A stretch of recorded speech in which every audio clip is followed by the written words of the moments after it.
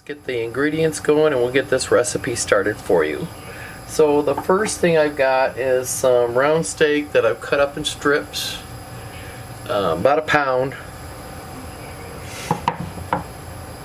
Then I've got 2 cups of beef stock. I've got a tablespoon of garlic, granulated garlic from the refrigerator. We've got a tablespoon of paprika, a teaspoon of garlic salt, a half a teaspoon of onion powder. I've got 1 teaspoon of my hydrated Italian seasoning. We have a half a cup of flour. We have a half a cup of sour cream. And we have about a cup of onions, sliced. And about a cup and a half, about a cup and a quarter of green peppers. Now you see these are kind of wet looking. These are actually green peppers that we grew in our garden last year, and I pulled them out and sliced them up, and they're sliced just like the onions. And with all of that being said, let's go ahead and get this recipe going. It's like I said, it's quick and easy to prepare. The prep work was really quick. It's just getting the meat cooked. The meat's got to be cooked. Oh, I forgot one more thing. I have 4 cups of chunked potatoes that we're going to boil to make mashed potatoes to put the pepper steak over. Glad I looked over to my left. So again, with that being said, let's go ahead and get this all going and we'll get the recipe started for you. So before we get going, I've got a bag here and I'm going to get my meat dredging, dry ingredients going. So into the bag we're going to add the half cup of flour. Sorry, this isn't very professional today, guys. The onion powder, the half teaspoon onion powder, the tablespoon of paprika, and the teaspoon of garlic salt. And I'm going to shake this up a little bit off the video.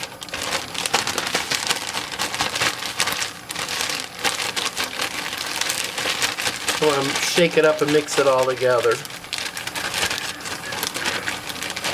And that's pretty good. And now what I'm going to do is I'm going to add all of my meat in here, get it coated really good, and then we'll get our pan going. So I'll be back in a minute after we get this all coated and ready to go. Okay, I got my pan hot. It's getting hot. So I'm going to go ahead and add a couple of tablespoons of olive oil. I tend to like to use olive oil to fry with when I do this kind of stuff. It gives a unique flavor and I just love that. So there's about 2 tablespoons of olive oil. And I've got my meat dredged. And I'm going to start adding it to the pan. I don't want to crowd the pan, but I'm going to add this in here so I can get it frying. I'll probably be adding some music for you because this is going to take a little bit. But all the dry ingredients, we'll get this going.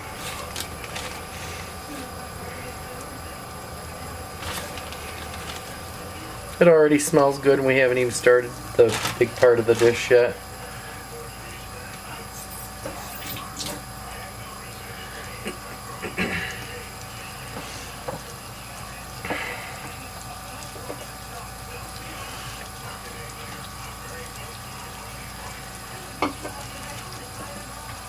And while you're frying this, you're going to get a lot of flour residual in here, and you'll probably have to add more oil to the pan, which is not a big deal. Once you get everything going, the flour in the meat sort of kind of absorbs the oil, so it works out really good that way. So let's throw in some music here and watch the meat fry.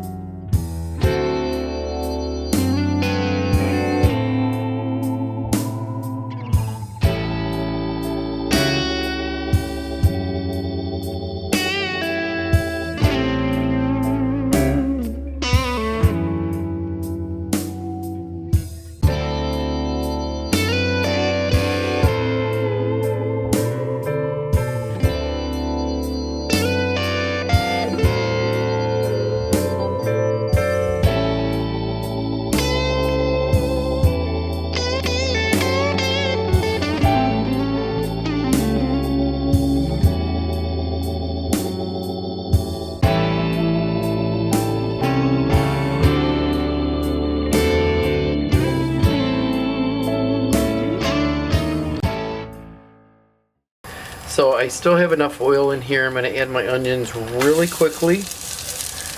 And we're going to kind of break them up. Get them lightly clarified. Because we got some unctuous stuff in the bottom of this pan that I don't want to lose. It's not burnt quite yet. So there you go. We got the onions in there. So now I'm going to start adding my beef stock because I want to kind of deglaze the pan and get all that really good stuff off the bottom of the pan. So we're going to add some stock here.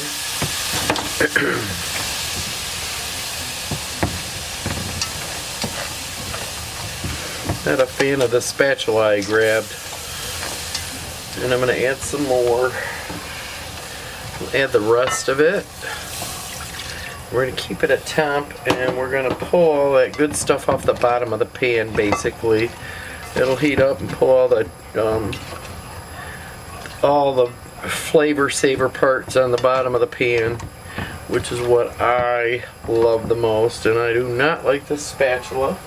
So we're going to change over to another one that's a little more firm.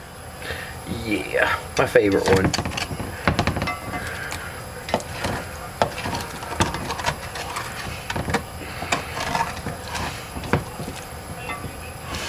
Now, also, I've saved my dredging flour. I haven't gotten rid of the dredging flour because if I don't like the way the gravy is turning out, I'm going to add some of that dredging liquid. I'll put some water in it and make a slurry, and I'll thicken the gravy here. So we're almost done deglazing the pan and getting all the good bits off the bottom.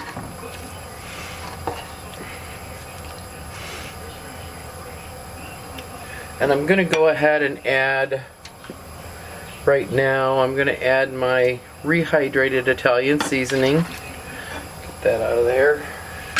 And I'm going to wait on the green peppers because they were already soft from being frozen. And I don't want them cooked to nothing. So I will add those towards the end. So we've got everything going here. Got everything in. The pan's deglazed. So I'm going to add my meat back into the pan. I may have to add some more liquid. I don't know yet. We'll find out. But what I'm going to do is get this out here in the pan. Get it spread out a little bit. And then I'm going to put a lid on this. I'm going to turn it down a little bit. I don't want it cooking too hard. But I want the meat to be cooked tender.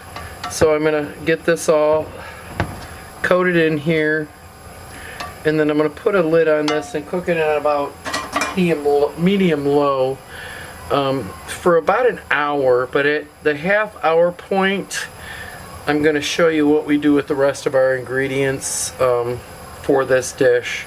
So we're at that point, and I'll see you in a little bit. Okay, we are at about the halfway point, and I have my potatoes going.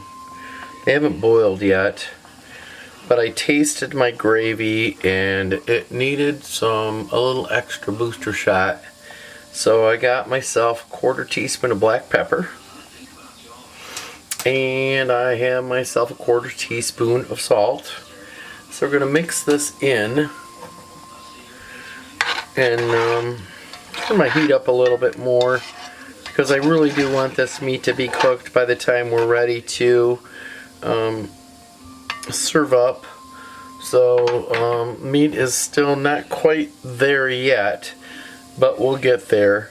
And while I'm here, it's not going to be boiling a whole lot, so I'm going to go ahead and add my green peppers because I want that flavor to be in there also. So I'm going to add my green peppers, my bell peppers. I'm going to stir these in. And I've got it set on a medium-low, and I'm hoping beyond hope that when we come back to get everything ready to plate up, that these won't be cooked to mush, and you'll see the peppers in the dish when we get it ready to go. So our gravy is ready, and getting ready to do the mashed potatoes. So we're going to move you over to the mashed potatoes here in just a moment. One of the reasons why I put the garlic in the water with the mashed potatoes because I want it to break down with the mashed potatoes so Mike can eat it. So with that being said, we will shut this down and get over to the taters. Hang on, we're almost done. So I don't know how good this video is going to be, but I'm going to get as close to it as I possibly can. We're getting ready to mash the potatoes. The gravy is ready. I'm going to add to this, I'm going to add a couple of tablespoons of butter, which I didn't share in the beginning, but that's okay. I'll give you a list of the ingredients as we're going along. So I've got my couple of tablespoons of butter in here, and I'm going to turn this on.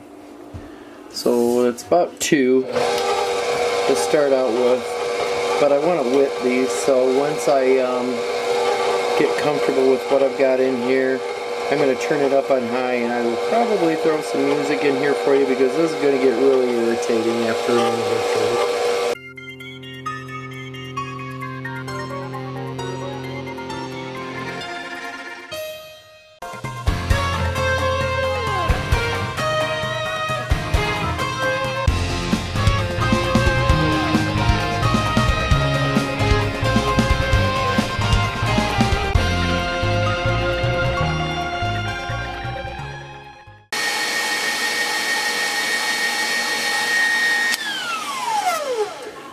The potatoes are whipped and we are ready to plate up, take a picture,